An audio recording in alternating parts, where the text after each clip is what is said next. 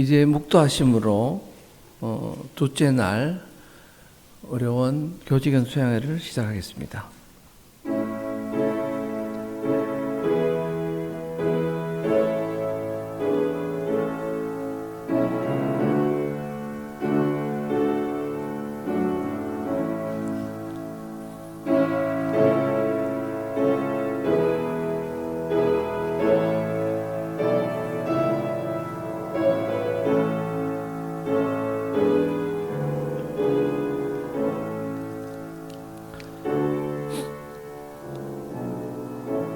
나의 힘이신 여호와여, 내가 주를 사랑하나이다.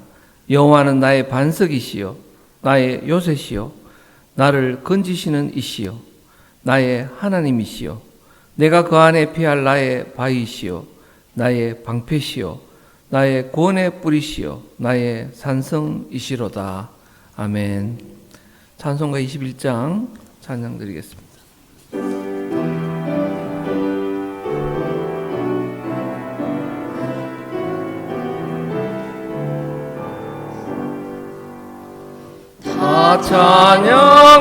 찬양하여라 전능왕 창조의 주께 내 혼어주 찬양 평강과 구원의 주님 성도들아 주 앞에 이제 나와 즐겁게 찬양하여라. 다 찬양하여라. 놀라운 만유의 주께 포근한 날개 민을 품어주시는 주님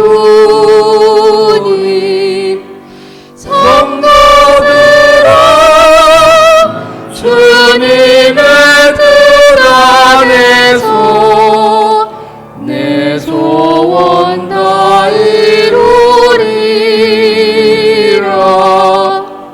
다 찬양하여라. 온몸과 마음을 바쳐 이 세상 만물이 주 앞에 다 나와 찬양. 성도들아 기쁘게 소리 높여 영원히 찬양하여라.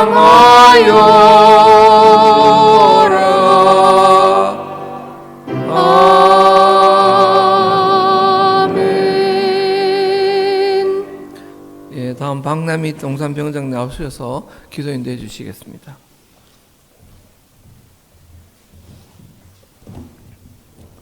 기도드리겠습니다. 찬송과 영광을 받으시기에 합당하신 존귀하신 하나님 아버지, 깊어가는 가을날 아름다운 계절에 동산의료원 개원 124주년 기념 교직원 수양회를 허락해 주신 주님께 감사와 영광을 올립니다. 124년 전 가난과 기아에 허덕이던 척박한 대구 땅에 선교사님을 통해 동산의료원을 세우시고 어려운 상황 때마다 꿋꿋이 지키시며 여기까지 인도하신 에베네셀의 하나님을 찬양합니다. 존슨 원장님과 플래처 원장님, 마펫 원장님 등 믿음의 선진들을 통해 사랑의 인수를 펼치고 전도회를 구성하여 대구와 경북 지역에 147개의 교회를 개척하여 복음 전파에 힘쓰며 또한 간호대학과 의과대학을 통하여 많은 인재를 양성케 하신 하나님의 은혜를 감사드립니다. 동산의료원을 통해 질병으로 상처받는 많은 영혼들을 치유케 하시고 구원의 역사를 이루어 가신 하나님, 의료원을 찾는 모든 환우분들이 육신이 치유되고 영적으로도 평안과 안식을 누리게 하시며 이를 위해 모든 교직원들이 주님께서 주신 청지기의 사명을 잊지 않게 하시고 날마다 우리의 삶 속에 아낌없는 사랑과 사명을 실천하며 살게 하옵소서. 우리 필요를 잘 아시는 주님, 우리의 믿음을 기대하시며 구하는 것, 그 이상을 주시는 주님, 교직원 수양회로 소중한 은혜의 시간을 허락하시니 감사합니다. 말씀을 듣는 우리의 마음이 잘 준비된 마음밭이 되어 하나님의 귀한 말씀을 하나도 놓치지 않게 하시고 생명력 있는 말씀으로 잘 자라게 하셔서 아름다운 열매를 풍성히 맺게 하옵소서. 교직원 수양회를 통하여 일상의 고단함과 지침을 넘어 우리의 삶을 새롭게 만들어 가기를 원합니다. 동산의 모든 가족들이 하나님의 아름다운 작품으로 살아가길 소망합니다. 각자의 삶에서 겪는 여러 가지 문제를 하나님께서 아시오니 우리의 삶을 새롭게 하사 선한 영향력을 끼치는 변화가 있게 하옵소서. 교직원 수양회에 김학철 목사님을 보내주셔서 감사합니다. 이 시간 김학철 목사님과 우리 마음에 임재하셔서 깨닫게 하시고 능력 있게 하시며 섬기는 사역지와 영육의 강건함이 있도록 은혜 주옵소서. 아름다운 선율로 예배하는 교수 중창단의 찬양과 온 마음으로 드리는 우리의 예배를 흠량하여 주시고 교직원 수양회를 준비한 동산의료원 선교복지회와 섬기는 아름다운 손길들의 은총을 더하여 주옵소서. 모든 것을 감사드리며 예수님의 이름으로 기도드립니다. 아멘.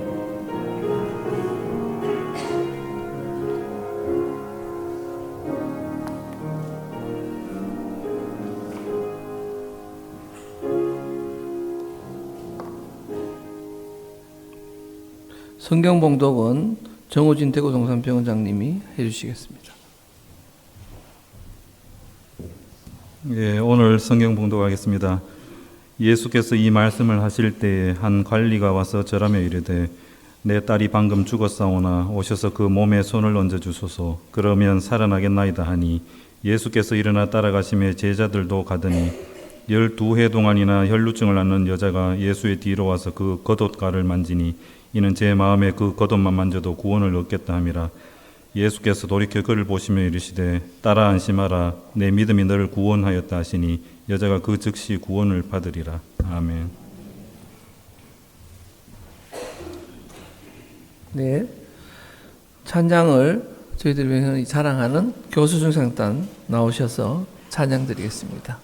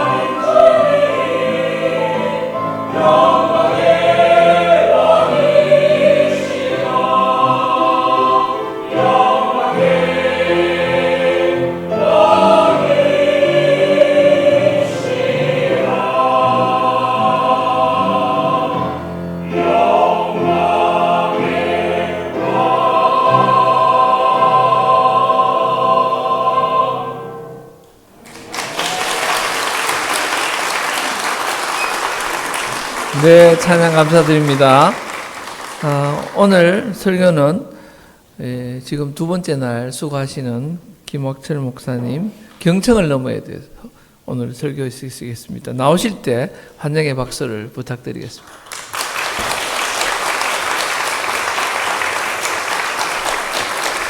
네, 어제 뵙고 또 뵙습니다. 반갑습니다. 오늘 저 교수중창단 찬양하셨는데 음대 교수님들이시죠? 의대 교수님이 아니라 음대 교수님이라고 생각했습니다. 좋은 소식이 있는데요. 제가 어제 50분 정도 설교했는데 목사님께서 말씀하시길 절대 25분 넘으면 안 된다고. 지금 설교는 그래서 25분 안에 설교를 하겠습니다. 여러분에게나 저나 모두 좋은 소식입니다. 우리는 주로 말로 의사소통을 합니다. 사람은 발성기관을 통해서 말을 하는데 제가 주변에 있는 생물학자하고 의대 교수님들한테 여쭤보니까 발성기관은 원래 말을 하기 위한 기관이라기보다는 보다 생존에 직접적인 그 근원적인 기능을 담당했다고 알려주시더라고요. 숨쉬고 음식물을 씹고 넘기는 등 이런 역할을 하는 것으로 되어 있다라고 저한테 말씀해 주셨습니다. 그리고 그것이 일종한 변화 과정을 겪으면서 의미 있는 소리를 내게 되었다라고 얘기해 주시더라고요. 소리라는 것이 결국은 공기의 떨림과 다르지 않는데 우리 입으로 나오는 공기는 아시다시피 허파를 통해서 이루어집니다. 허파의 1차적 기능은 숨쉬기죠. 흔히 우리가 상식적으로 숨을 내쉴 때만 말을 할 수 있다고 되어 있습니다. 제가 이것을 백과사전에서 읽었거든요. 그런데 아무리 생각해도 이상한 거예요. 왜냐하면 우리가 숨을 내쉴 때만 말할 수 있는 것이 아니라 들을 마실 때도 말을 할 수 있을 것 같거든요. 아무리 그렇게 책에 써 있지만 그래서 제가 직접 해봤습니다. 안녕하세요 이렇게 숨을 들이마실 때도 말을 할 수 있는데 왜 사전에는 그렇게 써 있는지 모르겠습니다. 의미 있는 소리를 만드는 기관은 코, 혀, 입술, 성대, 기도 등이 있다고 되어 있습니다. 그런데 이 모든 기관은 방금 말씀드린 대로 숨쉬고 먹는 것이 1차 기능이죠. 음대에서 발성법을 배운 분들은 가끔 성대가 소리를 내는 기관이 아니냐고 이렇게 물어보길래 저도 그걸 또 찾아봤습니다. 그랬더니 음식물과 공기를 구분해주는 기능이 먼저라고 그렇게 얘기해 주더라고요. 그런데 발성기관이 제 아무리 발달한 인간이지만 그리고 그에 따라 온갖 소리를 낼 수 있는 능력을 갖췄지만 말로 의사소통을 한다는 건 참 어렵습니다.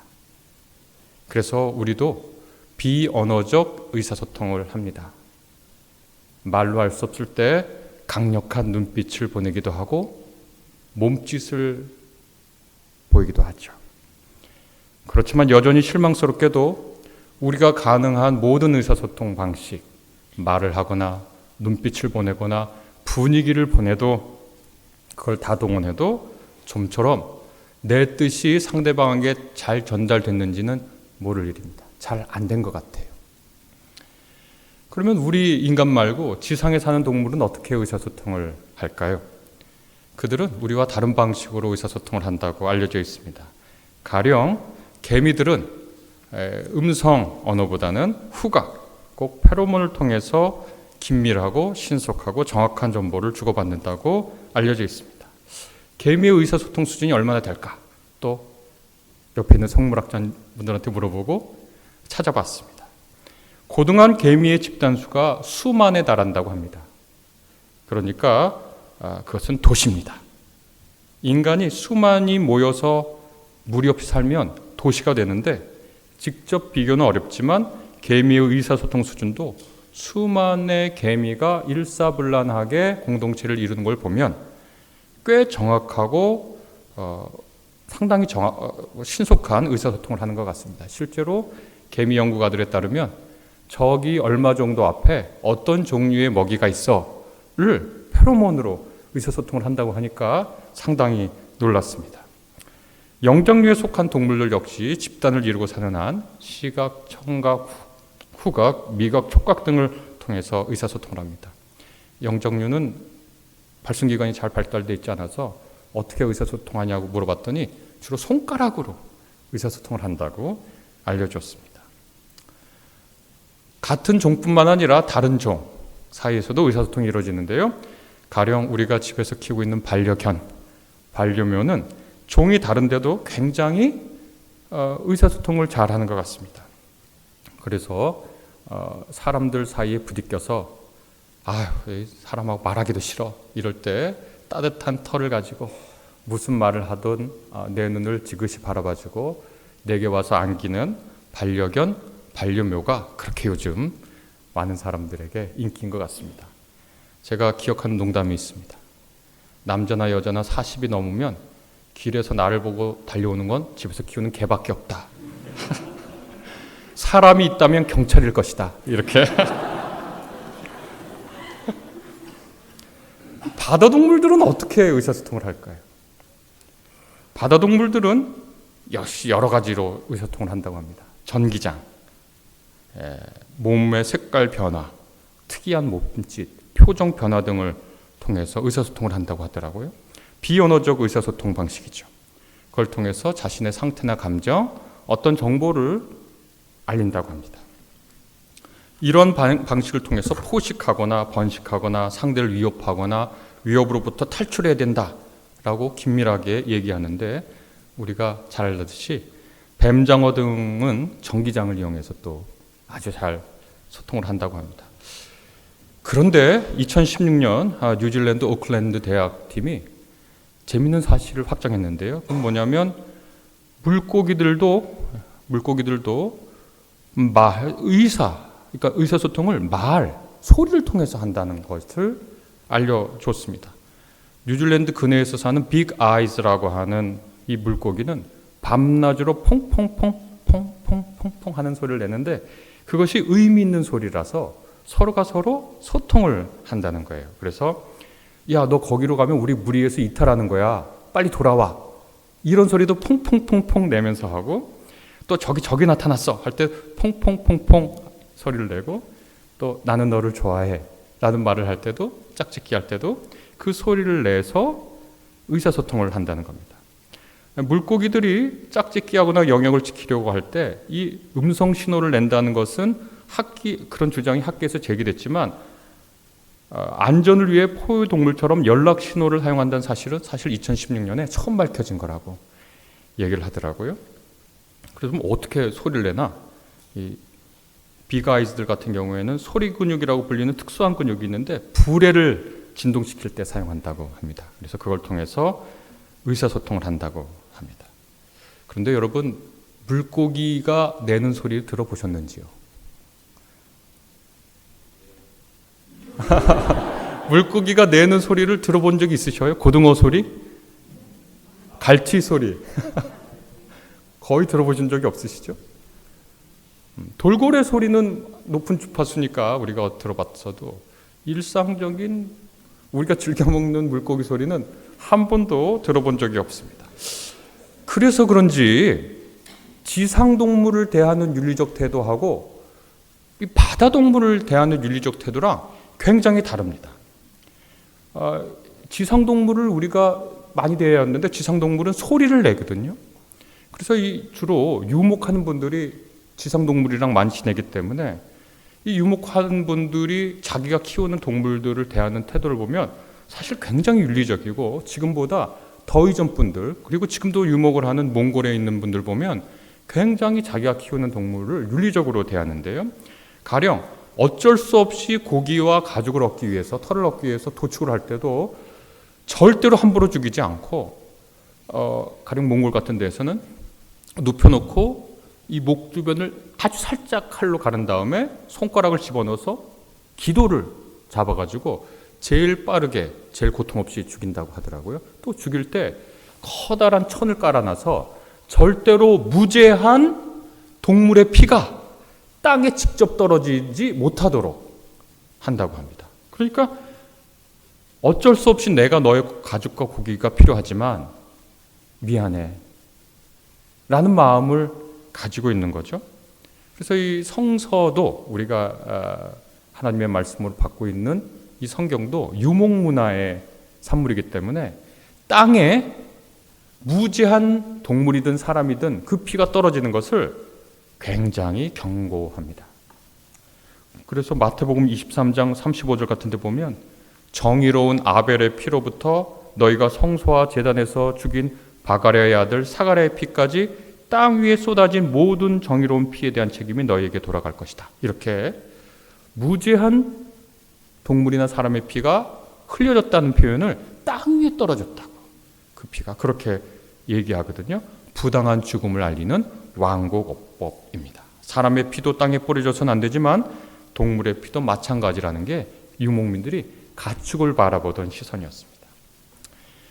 그런데 이제 동물과 인간 직접 지내던 시기가 지나고 지금은 하루라도 고기가 없는 식사를 대하기가 어려운 시대가 됐습니다. 채식주의자들이 살기가 어려운 세상이 됐죠. 20년 전, 30년 전, 40년 전만 해도 고기를 먹는 건 집안에 큰 행사가 있을 텐데 지금은 고기를 안 먹는 게 너무 힘들어요. 고기 안 나오는 구내식당이 없어요. 그리고 꼭 고기를 먹고 싶지 않아도 고기를 먹게 되어 있습니다. 그것은 여러분 잘 아시다시피 그 공장식 축산 때문에 그런 거죠. 유목민이 동물을 대하던 태도는 그 소리를 직접 들었기 때문에 윤리적인 것이 형성됐는데 아무리 내가 먹고 싶어도 쟤를 죽여도 비명을 지르니까 나랑 같이 살아왔으니까 함부로 할 수 없는데 오늘날 고기를 이렇게 소비하는 우리들은 한 번도 돼지나 소의 얼굴을 직접 대하지도 않았고 그 비명소리를 듣지도 않고 닭도 늘 먹는데 닭도 한 번도 돌아본 적이 없습니다. 닭장 안에서 사육되는 이 닭은 자기 몸 하나 돌이킬 수 없는 공간에서 살면서 아주 집단으로 키우니까 공장식으로 과도한 항생제와 과도한 영양분 섭취를 강요받고요. 그 다음에 부리를 다 잘린다고 합니다. 부리가 왜 잘리냐? 이 닭이 스트레스를 받으면 자기를 짜서 좌회하거나 아니면 옆에 있는 닭을 쫀다고 하더라고요. 그 못 쪽에 부리를 잘라버린 거죠. 참 힘들죠? 그 사실을 알면 참 힘듭니다. 그래서 그런 것들을 지켜보다 못해 동물 복지를 생각하고 어떤 분들은 인권이 있는 것처럼 동물권이 있다 이렇게 주장하고 더 나아가서 시험관 고기를 개발하기도 하고 여러 가지 동물 복지를 위해서 일합니다. 그런데 참 이상하게도요, 바다 동물을 향해서는 좀처럼 윤리적 태도를 말하지 않습니다. 여러분, 한 해 인간이 작년 통계에 따르면 한 해 인간이 먹는 육지 동물의 수가 얼마나 될 것 같습니까? 600억 마리 정도 된다고 합니다. 참 많이 먹죠? 600억 마리 정도를 소비한다고 합니다. 그러면 한 해 인간이 잡는 물고기 수는 얼마나 될까요?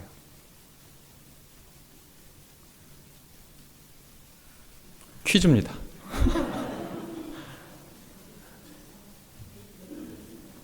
(600억) 마리 한 해 지상동물 먹는데 얼마나 먹을까요?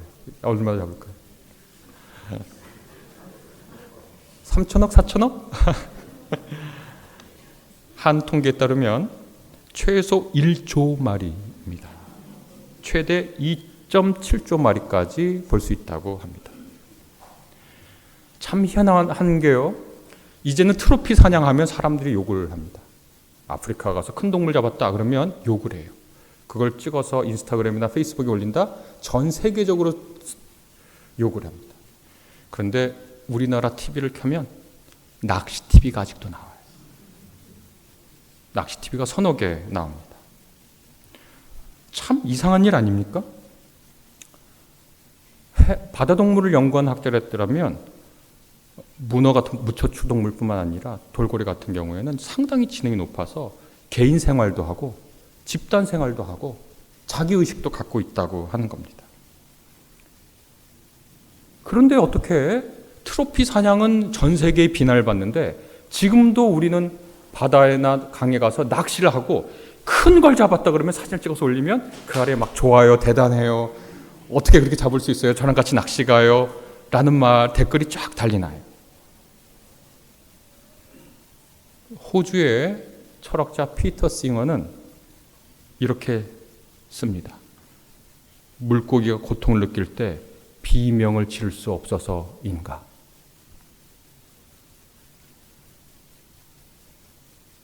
싱어의 글과는 달리 물고기도 사실 비명을 지릅니다. 우리가 그것을 못 들을 뿐입니다. 저는 우리의 신앙이, 하나님이, 예수 그리스도께서 무엇을 말씀하고 있는지 이 본문을 통해서 바다동물과 육지동물을 대하는 우리의 태도를 통해서 살펴보고자 합니다. 혹시 우리는 나름의 불의를 사용해서 힘껏 고통의 비명을 지르지만 듣지 못하는 것이 아닌가? 바다동물뿐만이겠습니까? 세상의 생명을 가지고 살면서 자기 나름의 불의를 사용해서 크게 비명을 지르지만 좀처럼 사람들의 귀에 가닿지 않는 존재들이 있습니다. 신앙인이란 누구인가? 신앙인이란 무엇인가? 바로 그렇게 비명을 지르지만 우리가 듣지 못하는 그 존재들의 발성기관이 되어주는 것이 아닌가. 성서에서는 그렇게 발성기관이 되어준 우리 신앙 선배들의 이야기들이 있습니다. 가령 예언자라고 부르는 분들은 티끌 속에 사는 고통받는 사람들의 음소거된 소리를 사람과 하나님 앞에 대신 울부짖어주는 사람이었죠. 아무도 들어주지 않고, 아니 들을 수 없는 그 소리를 하나님을 향해서 또 인간을 대신해서 소리 질러 주었던 사람들이 바로 예언자들입니다. 영이신 하나님은 그분의 발성기관 노릇을 하라고 사람을 택하십니다. 그리고 그 사람들이 예언자였고 오늘날 우리를 음소거당한 사람들의 발성기관으로 부르십니다. 의사소통은 말하는 것만으로 이루어지지 않죠. 하나님의 소리를 말하려는 사람, 곧 하나님의 발성기관이 되는 사람은 여느 사람이 좀처럼 듣지 못하는 하나님의 음성, 곧 삭제된 비명을 들을 수 있어야 합니다. 우리가 소리내는 것을 금지당한 혹은 소리가 삭제당한 존재들의 발성기관이라면 우리는 또 그 존재가 내는 침묵의 소리를 듣는 청각기관이 되어야 합니다. 오늘 본문 마태복음서 9장 18절에서 22절은 이렇게 되어 있습니다. 예수께서 한 곳에서 앉아서 말씀을 나누고 가르치고 있습니다. 그때 지도자 한 사람이 갑자기 들어와서 그분 앞에 무릎을 꿇습니다.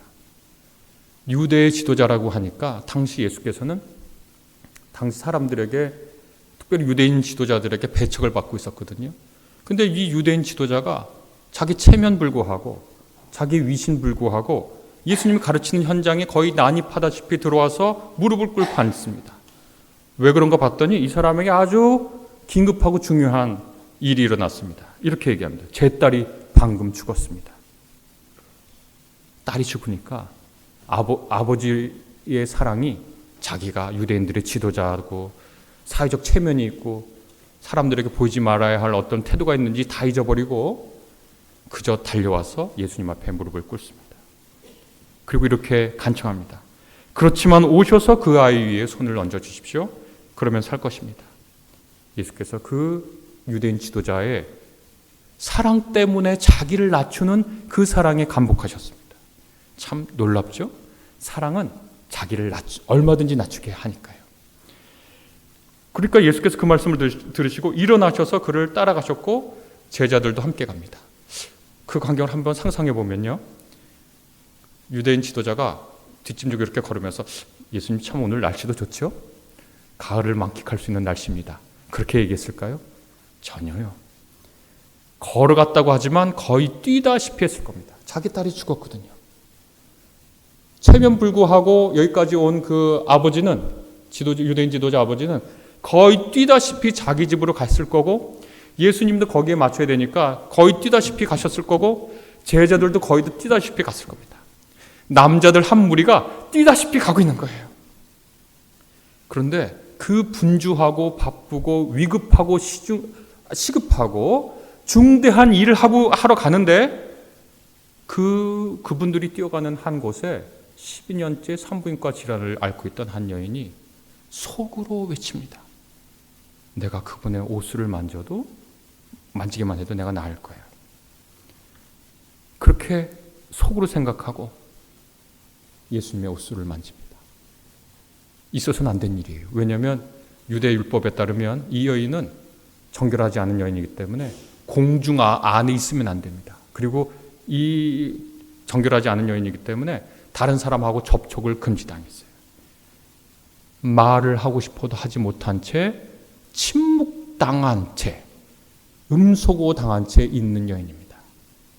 그런데 이 음소거 당한 여인이 이 위급하고 시급하고 중대한 일에 다들 뛰고 있는 그 가운데 손을 예수님의 옷자락에 댑니다. 근데 예수께서 뛰던 걸음을 갑자기 멈추셔서 그 여인을 향해 돌아봅니다. 갑자기 예수님이 멈추니까 다 멈췄겠죠? 앞에서 뛰어가던 유대인 지도자도 갑자기 멈췄을 겁니다. 근데 예수께서는 마치 이 시급한 일을 잊은 듯 이 여인을 쳐다보십니다. 그리고 이렇게 말씀하십니다. 그대 힘내시오. 그대의 믿음이 그대를 낫게 했소. 바로 그때부터 그 여인이 나았다고 성경은 기록합니다. 이 여인은 우리가 텔레비전 보다가 전화가 오면 음소거 버튼을 누르죠. 음소거 버튼을 눌린 여자로 살았습니다. 속에서만 넘치는 비명을 입 밖으로 내지 못하고 살았죠. 우리가 예수님처럼 다 죽은 사람을 다시 살릴 수 없을 겁니다. 그러면 우리가 여기서 그래도 따라할 수 있는 것이 무엇인가? 예수님의 이 행적에서 우리가 시급하다고, 중요하다고, 지금 빨리빨리 무슨 일을 해야 한다고 말하는 과정 중에 음소거된 상태로 비명을 지르는 사람들의 소리를 들을 수 있어야겠습니다. 경청이라고 하는 말이 상당히 유행한 적이 있습니다. 사람들의 말을 잘 들어주어라. 기본이죠. 중요하죠. 그래서 경청의 문화라는 것이 있고, 제가 있는 대학에서도 경청이라고 하는 교수들의 모임이 있습니다. 거기서는 경청하는 것이 목적입니다. 그러나 기독교 신앙은 우리에게 한 걸음 더 나아가라고 얘기해 줍니다. 말 못하는 이들의 발성기관이 되어주고 음소거된 사람들의 비명을 듣는 청각기관이 되어줍니다. 그리고 시급하고 중요하고 위중한 일을 앞두고 막 달려가는 와중에도 멈춰서서 삭제당한 비명의 소리를 듣고 말합니다. 그대 힘내시오. 그대의 믿음이 그대를 낫게 했소. 기도하겠습니다. 주님 감사합니다. 우리가 늘 바쁘고 분주하고 정신이 없고 시급하고 위급한 일 앞에 있습니다. 우리는 늘 달립니다. 그러나 오늘 예수께서 우리에게 알려주신 그대로 우리가 입 밖으로 내지 못하는 비명소리를 듣고 싶습니다. 주님, 우리의 걸음을 멈춰 세우셔서 음소거 당한 사람들의 발성기관이 되게 하시고 차마 자기 입으로 소리 지르지 못하는 사람들의 비명을 알아들을 수 있는 사람이 되게 주님 도와주옵소서. 우리를 이 기적으로 부르셨으니 이 기적을 수행하고 사는 사람 되게 하옵소서. 예수님의 이름으로 기도합니다. 아멘. 네, 목사님 말씀같이 경청을 넘어서 오늘도 환자 보실 때 경청을 넘어서 음소하시는 분들이 있으면 마음속으로 듣는 하루가 됐으면, 또 그런 은혜 받는 하루가 됐으면 감사하겠습니다. 목사님 오늘 설교하시는데 감사의 마음으로 박수를 한 번 더 보내드리겠습니다.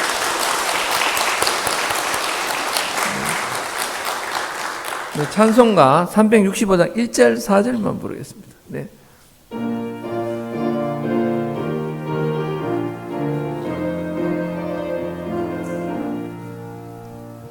마음속에 근심 있는 사람 주 예수 앞에 달려라. 슬픈 마음 있을 때라도 주 예수께 아뢰라.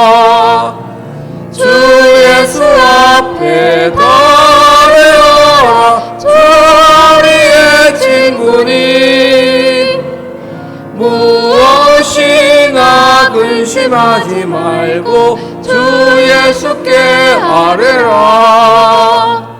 죽음 앞에 겁을 내는 자여 주 예수 앞에 달려라. 하늘 나라 바라보는 자여 주 예수께 아뢰라. 주 예수 앞에 달려라. 주 우리의 친구니 무엇이나 근심하지 말고 주 예수께 아뢰라.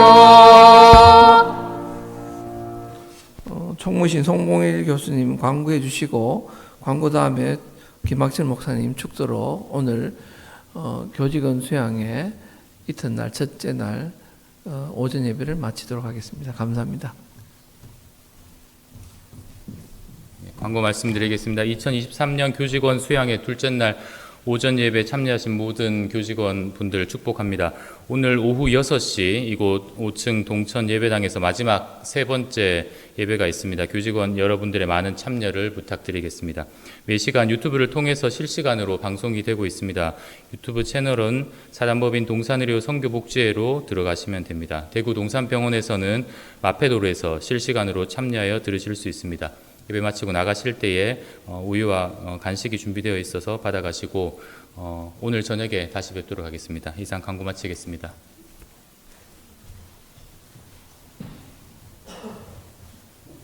기도하시겠습니다. 주님, 우리에게 따뜻한 마음을 주옵소서. 잘 들을 수 있는 귀를 주옵소서.